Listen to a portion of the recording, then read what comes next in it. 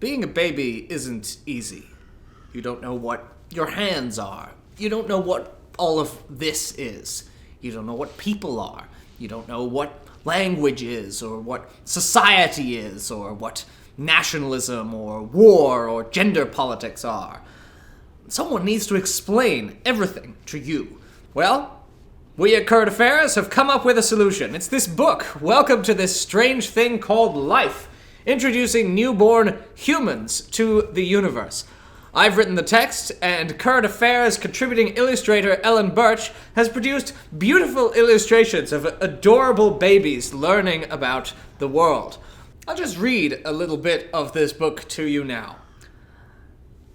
You're speaking to the baby. Life takes place here, in the universe. You will grow accustomed to it with time. It's very big, very spooky, and most people try not to think about it very much because it can make you feel tiny and pointless, the former of which I regret to say you truly are, but the latter of which you most certainly are not, at least not to us. Now you're probably wondering what you are, and we actually have a reasonably clear answer to that for you. You are a creature.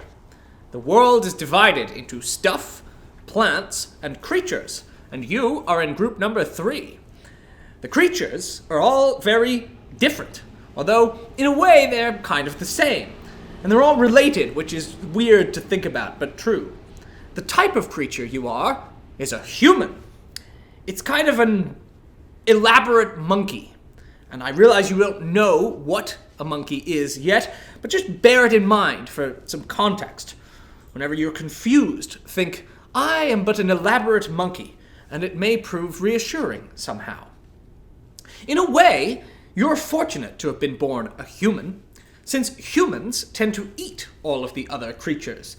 And if there's one thing that I can assure you you don't want to be, it's eaten.